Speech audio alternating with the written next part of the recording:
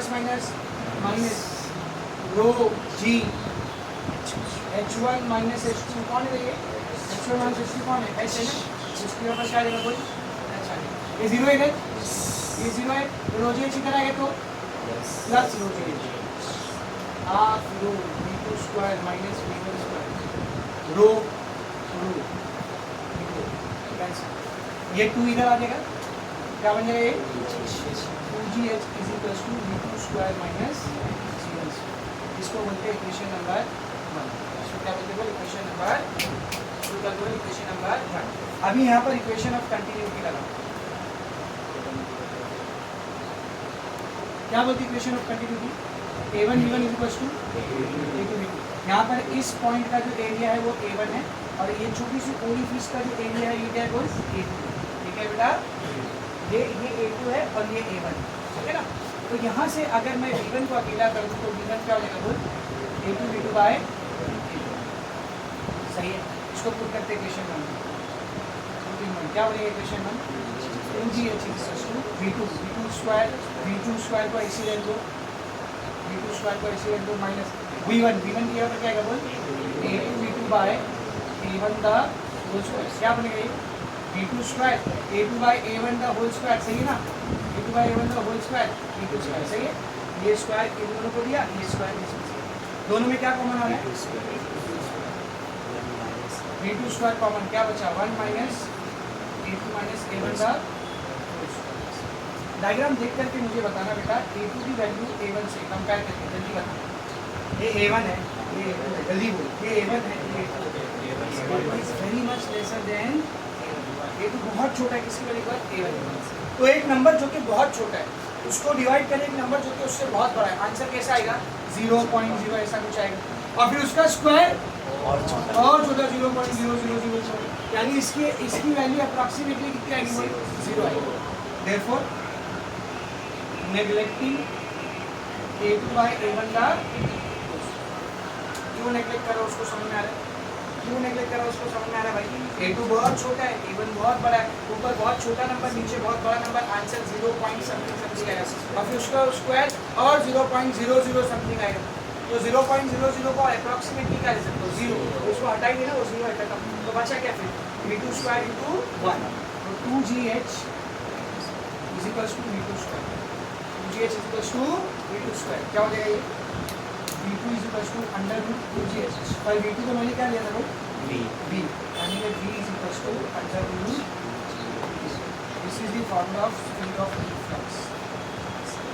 इसका फॉर्मूला बोलिए, speed of efflux. इसका फॉर्मूला ये स्पीड ऑफ इफ्लक्स। समझा अच्छे से? इसका तो मुझे स्पीड ऑफ इफ्लक्स पहला हो गया, ठीक है। अब जरा ध्यान से सुनना, इधर पे सारे बर्नौली स्केल इधर से आना, यहाँ बर्नौली स्केल इधर से आना, एकदम सिंपल है, जरा ध्यान से देखना। इधर पे स्पीड क्या है? ज़्यादा है, तो प्रेशर क्या रहेगा? कम। यहाँ पे स्पीड कम है तो प्रेशर क्या रहेगा? ज़्यादा।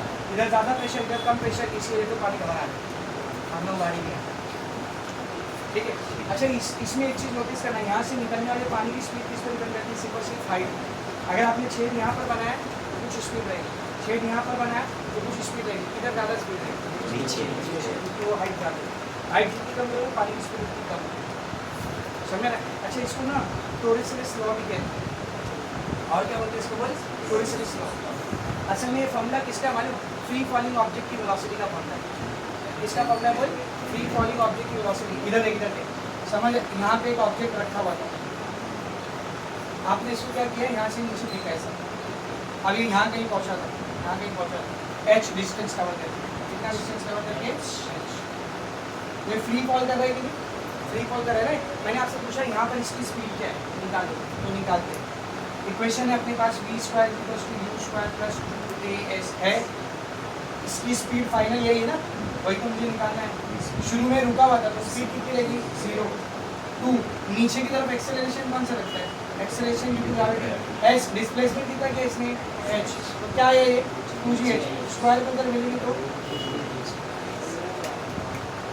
देखो, तो जब कुछ चीज़ फ्री फॉल कर रही होती है ना, तो अगर उसने h डिस्टेंस ट्रैवल किया है तो उसकी जो स्पीड रहती है उसका फॉर्मूला क्या होता है? Under root 2gh।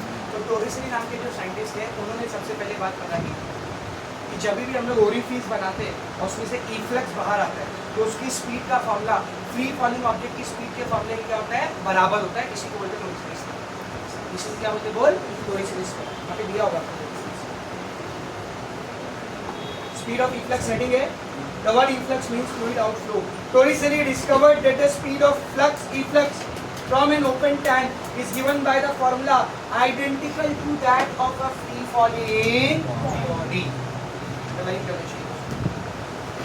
मिल गया सबको, समझा? तो ये अपना हो गया स्पीड ऑफ इफ्लक्स। ये क्या हो गया बेटा, बोल ये क्या हो गया, स्पीड ऑफ इफ्लक्स। अब आगे बढ़ते इसके ऊपर एक न्यूमेरिकल दिया हुआ है,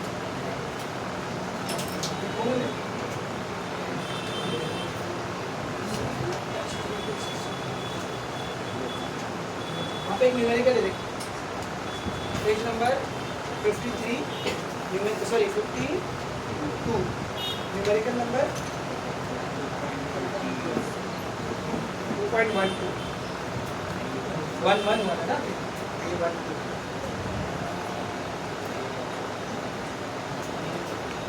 यस, ध्यान देंगे बेटा इधर। एग्जाम्पल 2.12 क्या बोला, देखो जरा क्वेश्चन पढ़ते हैं। Doors of a dam are 20 meter below the surface of water in the dam. Dam समझते ना, डैम ऐसा पानी को रोकने के लिए डैम बनाते ना डैम। तो ये समझ पानी है और इसको रोकने के लिए यहाँ पर डैम बनाएंगे। यहाँ पर क्या बनाएंगे, बोल डैम। तो आपने देखा होगा डैम में नीचे दरवाजे लगे होते हैं पानी को आगे पास करने, तो समझ यहाँ पे ऐसा दरवाजा है, दिस इज डोर, ठीक है बेटा। ये जो डोर है ये सरफेस से कितना नीचे, बोल कितना नीचे, नीचे कितना हाइट, 20 मीटर। सरफेस से कितना नीचे, बोल 20 मीटर। अब अगर आप नोटिस करोगे यहाँ पे पूरा ऐसा नदी का पानी भरा हुआ है, जब ये दरवाजा खुलेगा तो इस एरिया की बनस्पत एरिया बहुत छोटा है ना, तो ये ओरिफिस हो जाएगा। तो ये असल में आपको क्या दिया है, असल में क्या दिया आपको, ये एच दिया, क्या दिया बोल एच। तो एच कितना दिया बेटा, 20 मीटर। आगे बढ़ेंगे। If one door is open, तो इस एक डोर को हमने खोल दिया, ऐसा ये वाला दरवाजा खोल दिया, तो क्या होगा जब ये ओपन होगा, यहाँ से पानी बाहर आ जाएगा, इफ्लक्स हो गया है ना। If one door is open, what will be the speed of the water that flows out of the doors? ये डोर से बाहर आने वाले पानी की स्पीड निकालना है, मतलब स्पीड ऑफ इफ्लक्स निकालना है। क्या निकालना है बोल, स्पीड ऑफ इफ्लक्स निकालना है, ठीक है ना। Take g equals to 9.8, g को कितना लेना है, बस करना। स्पीड ऑफ इफ्लक्स का फॉर्मूला क्या होता है, under root 2g, 2 into 9.8 into 20, 40 into 9.8, 4 के 32 का सवाल है, 4 9 36, 36 और 3 36 और 3 39, फिर ये 0, फिर एक नंबर के बाद पॉइंट, रूट ऑफ 392, 392 का रूट 392, वो आप देख लेंगे स्क्वायर की वजह से कितना आएगा, 19.7। एक बार क्रॉस चेक कर लेते हैं।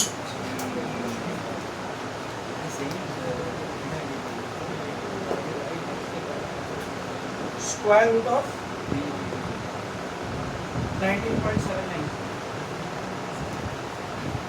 this is the speed, this speed, ये आपका स्पीड ऑफ इफ्लक्स, समझा। नेक्स्ट एप्लीकेशन क्या है, वेंचुरी, इसका फोटो लेकर मैं भेजता हूँ, चलेगा ना। क्वेश्चन जो बच्चा में वो भी है, देखो एक ही क्वेश्चन बचा है सिर्फ एक्सरसाइज में, क्वेश्चन नंबर 16।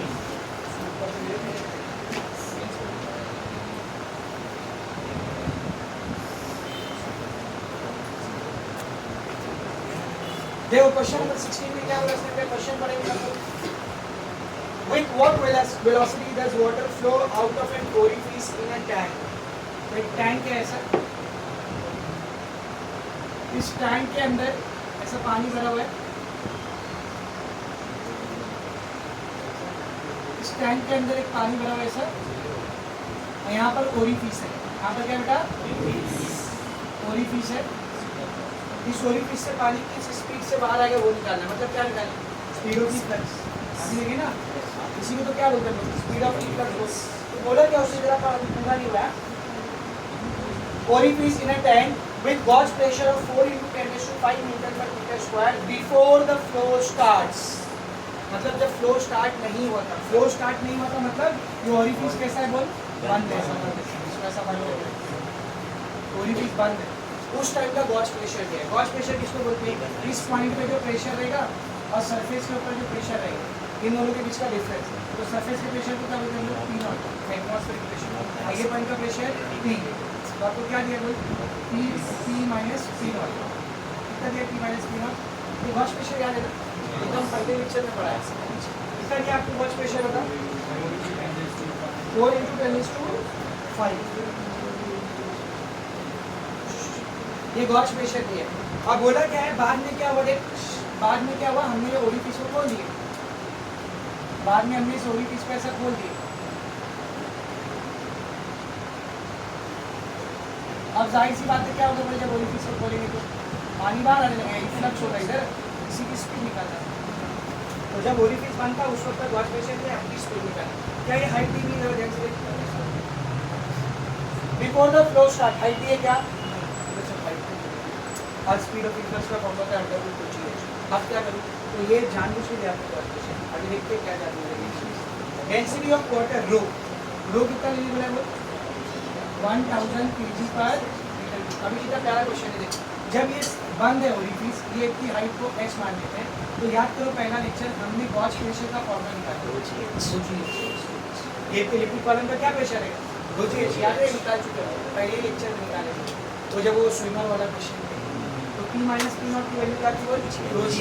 तो यहाँ से जरा gh को अकेला करना, gh को अकेला करो, क्या है? p minus p not upon, तो अगर आगे कहीं पर gh आ रहा होगा तो उसको मैं क्या रखूँगा? p minus p nought by. अब बता स्पीड ऑफ इन्फ्लक्स का फॉर्मूला क्या होता है? Under root 2gh। ठीक है, gh को यहाँ पर मैं क्या रखूँगा?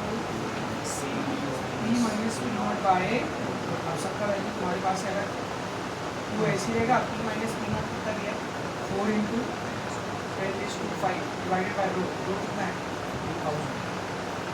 तो क्या बचेगा देखो, 2 into 4 into 10⁻², ये 3 0 मतलब प्लस रूट पर जाएगा -3, ऊपर पहले से पढ़ना 5 माइनस 3, तीनों का रूट ले, 2 का रूट 1.414, सही है, 4 का रूट 2, 10 स्क्वायर का रूट कैंसिल 10, 260, 2 का 2, 260, 2 का 3 ये 0, 3 नंबर की बात पड़ेगी 28.2,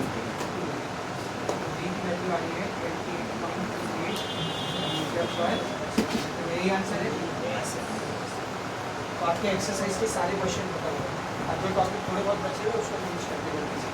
नेक्स्ट टॉपिक है आपका वेंचुरी ट्यूब, सेकेंड एप्लीकेशन। क्या है सेकेंड एप्लीकेशन? Venturi tube.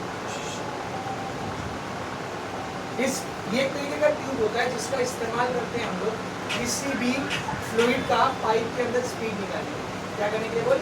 एक पाइप के अंदर फ्लूइड की स्पीड निकालने के लिए हम लोग इसका इस्तेमाल करते हैं। कैसे दिखता है ट्यूब? ऐसा ट्यूब होता है जिसका क्रॉस सेक्शन एरिया अलग रहता है, मतलब क्रॉस सेक्शन एरिया डिफरेंट रहता है, कहीं पे ज़्यादा कहीं पर कम। अब मुझे जिस पानी का फ्लूइड का स्पीड निकालना है, इसको यहाँ से छोड़ेंगे,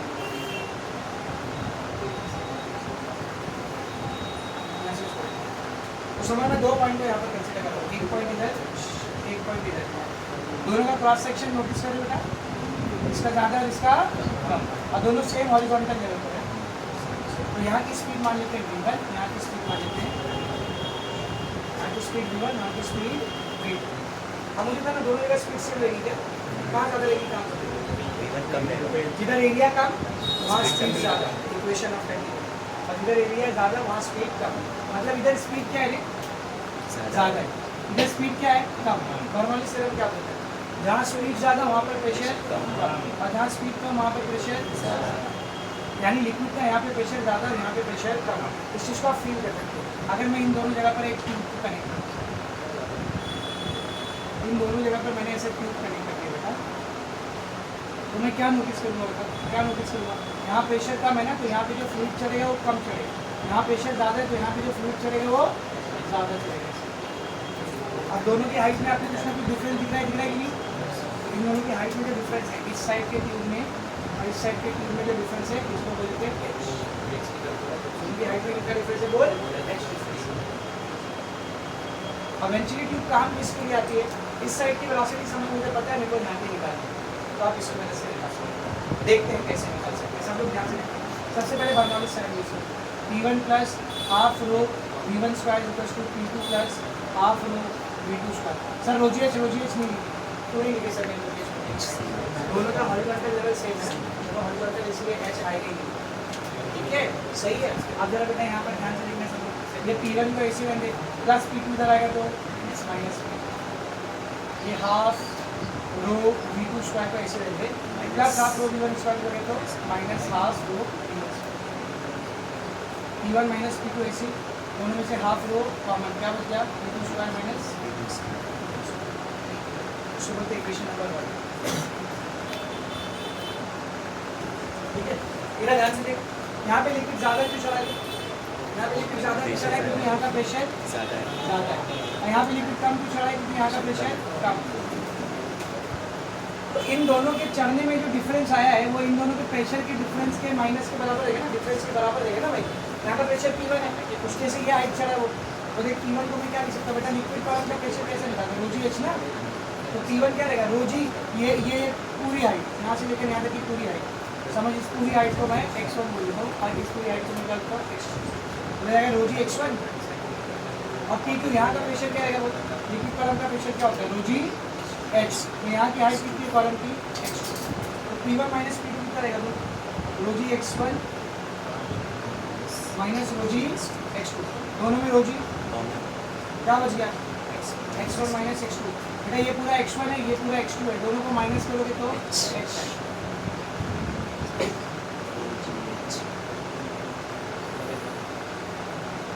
दोनों को कंपेयर करो फ्रॉम 1 and 2, क्या ये देखो इसके भी LHS में P1 माइनस P2, इसके भी LHS में P1 माइनस P2, दोनों क्या रहेगा और half rho V2 square minus V1 square की वैल्यू बराबर रहेगी रो जी, क्या कैंसिल हो रहा है, तो V2 square minus V1 square क्या रहेगा, ये 2 उधर रहेगा ना, this is the equation of एंचुरिटी, इस इक्वेशन का ये एंचुरिटी आपको एक वेलोसिटी पता रहेगी, दूसरी आप निकाल सकते हो, खाली इन दोनों के हाइट का डिफरेंस पता होना चाहिए। समझ में अच्छे से इसे फेमस किया, ये x1 क्या है समझा रहे, इस टोटल हाइट है और ये x2 यहाँ की टोटल हाइट है, तो दोनों को माइनस करेंगे तो h मिल जाएगा, सही ध्यान से समझा। और इसके ऊपर भी गिवन कर देंगे लास्ट में मिलकर आप एग्जांपल 2.13 क्या बोला थे, 2.13 यहाँ से देखा क्या बोला, water flows through a tube as shown in the given figure, जैसा कि डायग्राम में दिखाया गया है, एक ट्यूब है, देख रहे हो, पहले उसका क्रॉस सेक्शन ज़्यादा है, फिर अचानक से उसका क्रॉस सेक्शन कम हुआ और फिर आगे ऐसा बढ़ गया, ऐसा वेंचुरी ट्यूब की जैसा है। कौन सा पानी बह रहा है, कौन सा लिक्विड बह रहा है इसमें से, वाटर, कौन सा लिक्विड बह रहा है बोल, वाटर, वाटर है इसमें, कौन है बेटा, वाटर है। अब इधर 2 पॉइंट को कंसीडर किया उसने, यहाँ पे एक पॉइंट है A, यहाँ पर एक पॉइंट है B, इधर से एक ट्यूब निकाला है और इधर से एक ट्यूब निकाला है, सही है, और दोनों को ऐसा कनेक्ट किया उसने, दोनों को ऐसा कनेक्ट किया इसलिए, ठीक है ना। अब नोटिस करो इन ट्यूब्स के अंदर वाटर नहीं भरा, मर्क्यूरी का है, क्या भरा बेटा, और दोनों का लेवल अलग है मर्क्यूरी का, नोटिस करो दोनों के मर्क्यूरी का लेवल क्या होता है, यहाँ मर्क्यूरी भरी, तो ऊपर वाटर भरा है नीचे मर्क्यूरी भरी। अब बता क्या ये क्वेश्चन इसके जैसा सेम है, सेम है क्या, दिख तो रहा पर है नहीं, क्योंकि इधर बह भी पानी रहा था और चढ़ भी पानी रहा, इधर बह रहा पानी और हाइट का डिफरेंस पानी का नहीं दिया, मर्क्यूरी का दिया, दो अलग अलग लिक्विड है, दो अलग अलग लिक्विड, ये समझ, हाइट का डिफरेंस है h, तो इसकी वाटर की जो डेंसिटी रहेगी वो रो L रहेगी और इसकी जो डेंसिटी रहेगी वो रो H रहेगी, मर्क्यूरी की डेंसिटी, वाटर की डेंसिटी। हम एक क्वेश्चन कहते हैं find the difference in the mercury level, mercury के लेवल के बीच का डिफरेंस निकालना मतलब क्या निकालना है, h पता करना, क्या पता करना लेवल, h पता करना। आगे find the difference in the mercury level if the speed of flow of water at point A is 2 metre per second, यहाँ की स्पीड दी है, मतलब इसको 1 बोल, इसको 2 बोल, तो v1 दिया आपको 2 metre per second, at point B 5 metre per second. ये सेकेंड भी स्पीड दिया हुआ आपको, क्या दिया है बोल, 5 मीटर पर सेकेंड। जी का वैल्यू कितना लेना है, जी का वैल्यू कितना लेना है बोल, 9.8। और क्या दिया है, स्पेसिफिक ग्रेविटी ऑफ मर्क्यूरी, क्या दिया है बोल, स्पेसिफिक ग्रेविटी ऑफ मर्क्यूरी कितना दिया है, कितना दिया है, 13.6।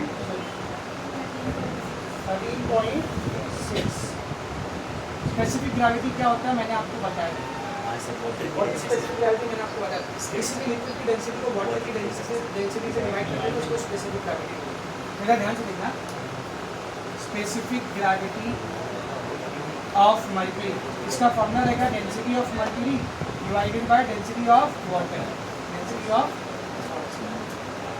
तो इसी की तो वैल्यू दिया है ना, कितनी दिया है, 13.6। तो अगर कहीं पे रो एच जी बाय रो डब्ल्यू लगेगा तो उसकी जगह क्या लिखूंगा बोल, 13.6। अब यही वाली इक्वेशन देखो, पहली इक्वेशन क्या बेटा, P1 minus P2 equals to half rho V2 square minus V1 square.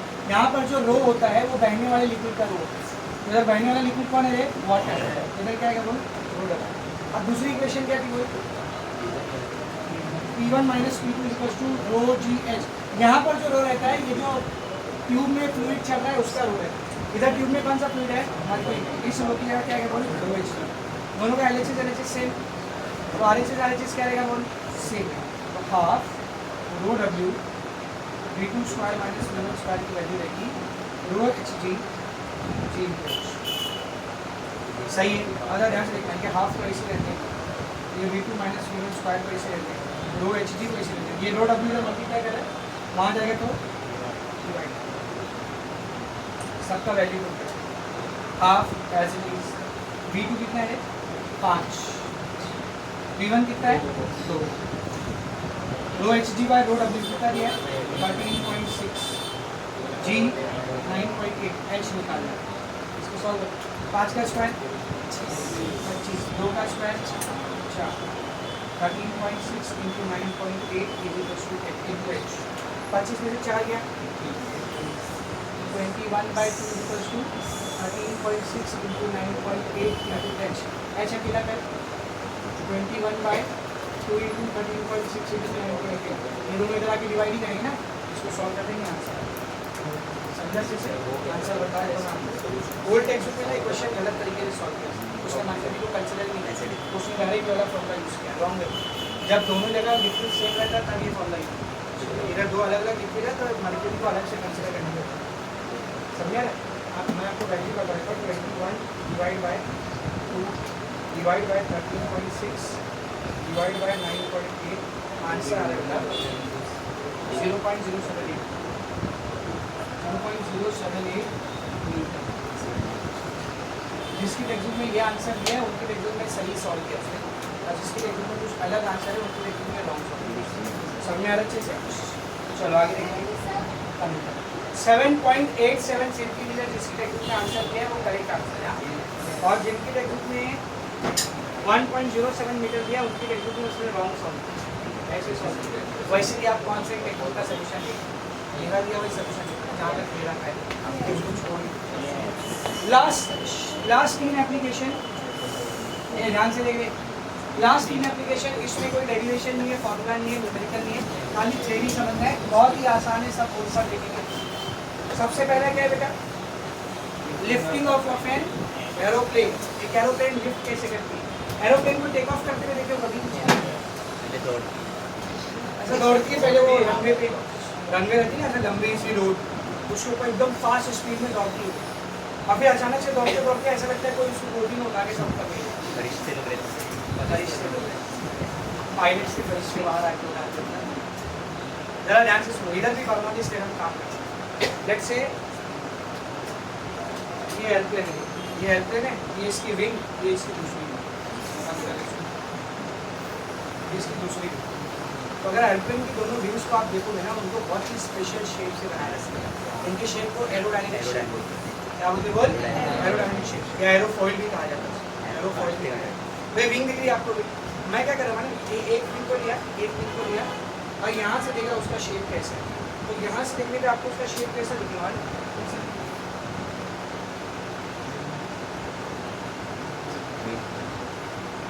कहाँ से देखने वाला,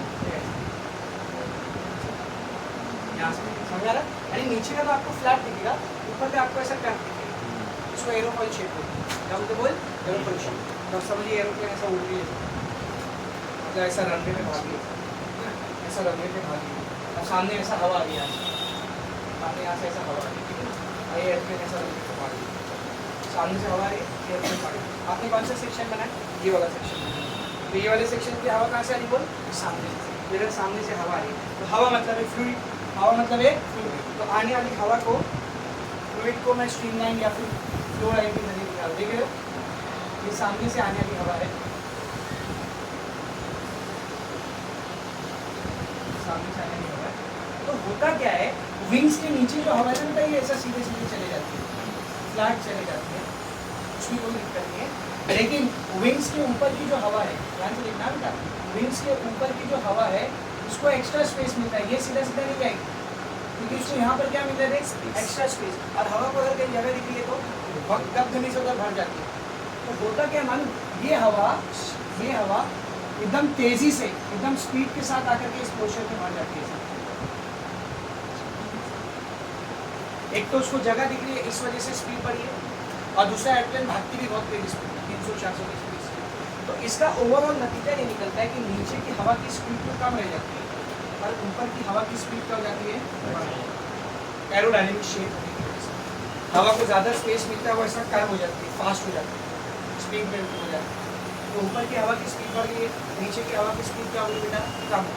बर्नौलीज थ्योरम अप्लाई करो, जहाँ पर स्पीड कम है वहाँ पर प्रेशर ज़्यादा है, जहाँ पर स्पीड ज़्यादा है वहाँ पर प्रेशर कम है। तो एयरप्लेन की दोनों विंग पे नीचे से ज़्यादा प्रेशर लगता है और ऊपर से कम प्रेशर लगता है। क्या होगा बोल, ये ज़्यादा प्रेशर जीत जाएगा और इसको उठा के ऊपर लेकर जाएगा। तो ये हवा का प्रेशर है जो इसको ऊपर लेकर के जाता है। इस प्रोसेस को कहते हैं डायनामिक लिफ्ट। क्या कहते हैं बोल, तो जो विंग्स वगैरह लगी रहती है ना बेटा, उसके पीछे बहुत भारी कैलकुलेशन होती है उनकी डिज़ाइन को डिसाइड करने की। बाकायदा एक इंजीनियरिंग होती है जिसको कहा जाता है एरोस्पेस इंजीनियरिंग। क्या कहा जाता है बोल, एरोस्पेस इंजीनियरिंग। 4 साल का कोर्स होता है, मार्केटिंग के बारे में आपको करना है। उस पूरी इंजीनियरिंग में इंजीनियर्स को सिर्फ यही सिखाया जाता है कि ऐसे जितने भी ऑब्जेक्ट्स हैं जो हवा में उड़ते हैं, उनका शेप कैसे डिसाइड किया जाता है, उनका वेट कैसे डिसाइड किया जाता है, मटेरियल कैसे डिसाइड किया जाता है। उसके पीछे बहुत भारी कैलकुलेशन होता है, लेकिन बेसिक फंडा उसके पीछे भी क्या है, बर्नौलीज प्रिंसिपल। नीचे की हवा की स्पीड कम है, ऊपर की हवा की स्पीड ज़्यादा है, नीचे प्रेशर ज़्यादा रहेगा, ऊपर प्रेशर कम रहेगा। प्रेशर डिफरेंस से एयरप्लेन ऊपर लिफ्ट करती है, इसको बोलते हैं डायनामिक। ये डायनामिक लिफ्ट पूरा आपको वहाँ पर समझा, एकदम अच्छे से समझा। लिफ्टिंग ऑफ एन एरोप्लेन मिला, उसमें आपको ऐसे करते हैं। एक चीज़ नोटिस कर, ऊपर की हवा को उसने ऐसा बहुत करीब करीब दिखाया। क्यों करीब करीब दिखाया, समझे ना, क्योंकि उसकी स्पीड क्या होती है, बहुत बढ़ेगी। समझा। नेक्स्ट एप्लीकेशन क्या बता दे, working of an atomizer. Atomizer किसको बोलते हैं, स्प्रे। ये देखिए एटोमाइजर, ये एटोमाइजर, ये जो लगा हुआ इसमें एटोमाइजर।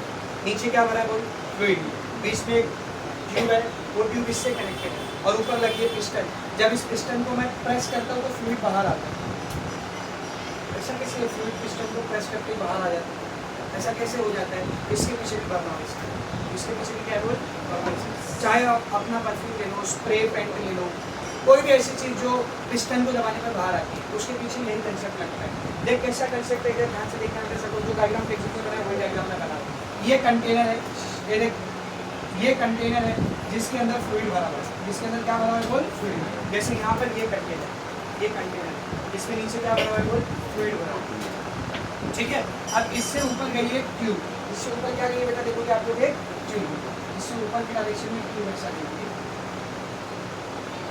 और ये ट्यूब इमेजिन करो ऊपर एक सिलेंडर से कनेक्ट करें। किससे कनेक्ट करें, सिलेंडर से कनेक्ट। इस सिलेंडर के आगे नोजल या फिर ओरिजिन फिक्स होता है, और इस सिलेंडर के पीछे लगी होती है पिस्टन। इस सिलेंडर के पीछे क्या लगी होती है, पिस्टन लगी होती है। मुझे बताना, इसमें तो फ्लूइड भरा हुआ है, इधर कौन है, इधर कौन है, एयर है ना, लेके कुछ नहीं, मतलब कौन है इधर, एयर। ये जो पिस्टन आपको दिखती है परफ्यूम में ऊपर की तरफ जो पिस्टन दिखती है, जब तक आप इसको दबा नहीं रहे ना तो इसके खाली जगह में जो स्पेस की जो चीज़ बनी हुई वाले लगा हवा, और ये आगे ये ओरिफिस है। तो हम लोग करते क्या मनु, जैसे हम लोग पिस्टन को दबाते हैं, ध्यान से सुनो, जैसे हम लोग पिस्टन को दबाते हैं तो यहाँ पे जो हवा भरी हुई थी बहुत हाई स्पीड से आगे मूव करेगी। तो जैसे आपने पिस्टन को दबाया यहाँ पे हवा की स्पीड क्या हो गई, बढ़ गई, पर इधर मौजूद हवा की स्पीड अभी भी क्या है, कम, बर्नौली स्पीड से जल्दी बर्नौली स्पीड से। यहाँ स्पीड कम है हवा की, प्रेशर क्या जनरेट होगा, यहाँ स्पीड बढ़ गई इसको दबाने की वजह से, प्रेशर क्या हो जाएगा, कम, यहाँ प्रेशर ज़्यादा, यहाँ प्रेशर कम, हवा के साथ क्यों ऊपर गया सप्लाई है, इधर हाई प्रेशर इधर लो प्रेशर है, हाई प्रेशर से लो प्रेशर पे लिक्विड फ्लो करती है और हवा के साथ मिक्स होकर के बारीक बारीक ड्रॉपलेट्स के फॉर्म में बाहर है। ऐसे आपके एटोमाइजर काम है, समझा दीजिए। एक छोटा सा पैराग्राफ सेम चीज, very much clear. Last, blowing off the roof by stormy wind. जब तूफानी हवाएं चलती है तो जो ऐसा रॉ हाउसेस बने रहते हैं जिसके ऊपर छत रखी हुई रहती है, जब तूफानी हवा चलती है तो वो अपने साथ छतों को उड़ा के ले जाती है, पतरा वतरा उड़ा के लेके चले जाते हैं। तो ऐसा कैसे आता है, ये रूफ उड़ कैसे जाती है तूफानी हवा में, तो सब लोग ध्यान से समझिए। तुम्हारा घर, आपने दरवाजा वरवाजा बंद करके रखे, मुझे बहुत की हवा चलती है, दरवाजा वरवाजा, ये ऊपर रूफ, ये ऊपर क्या बेटा, हवा तेज कहाँ चल रही बेटा, बाहर, घर के अंदर। तो घर के अंदर जो हवा भरी हुई ना ये अभी नॉर्मल है, कैसे है बोल, कैसी है बोल, नॉर्मल है। लेकिन घर के बाहर जो हवा चल रही है कैसी हवा है, स्टॉर्मी, तूफानी। इसकी स्पीड क्या रहेगी बोल, बहुत ज़्यादा रहेगी, स्पीड क्या रहेगी इसकी, बहुत ज़्यादा। अगर के अंदर की हवा की स्पीड उसके बनिस्बत कम है, बन वाली स्पीड से जल्दी, इधर स्पीड कम है, इधर स्पीड कम है, प्रेशर ज़्यादा, इधर स्पीड ज़्यादा है, प्रेशर कम। ये एक्स्ट्रा प्रेशर इस छपड़े को उड़ा के लेके 3 लाइन 4 लाइन में यहाँ पर आपका ये चैप्टर हो जाता है। सारे न्यूमेरिकल, सारी थ्योरी, सारा डेफिनेशन सब कुछ एक सिंगल लाइन, एक पूरा फंक्शन कुछ भी नहीं छोड़ा, पूरा पड़ा है। 9 मार्क्स का वेटेज है, इंपॉर्टेंट चैप्टर अच्छे से पढ़िए, समझ अच्छे से।